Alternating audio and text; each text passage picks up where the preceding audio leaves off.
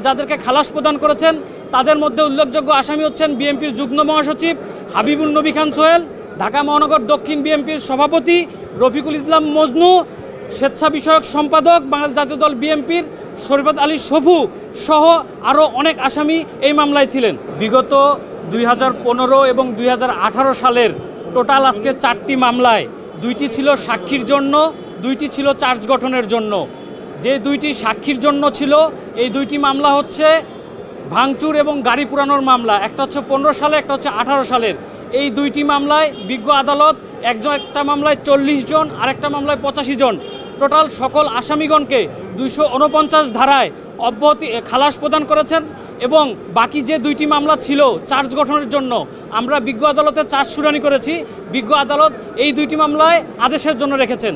এই মামলাগুলোতে 2টি মামলায় যাদেরকে খালাস প্রদান করেছেন তাদের মধ্যে উল্লেখযোগ্য আসামি হচ্ছেন বিএনপির যুগ্ম মহাসচিব হাবিবুন নবী খান সোহেল, ঢাকা মহানগর দক্ষিণ বিএনপির সভাপতি রফিকুল ইসলাম মজনু, স্বেচ্ছা বিষয়ক সম্পাদক বাংলাদেশ জাতীয় দল বিএনপির শরীফত আলী সফু সহ আরও অনেক আসামি এই মামলায় ছিলেন।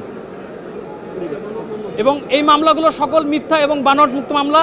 এগুলো আমরা আদালতকে বলেছি, আদালত সন্তুষ্ট হয়েছেন। সন্তুষ্ট হয়ে 2টি মামলায় আসামিদেরকে খালাস প্রদান করেছেন এবং বাকি 2টি মামলা আদেশের জন্য রেখেছেন।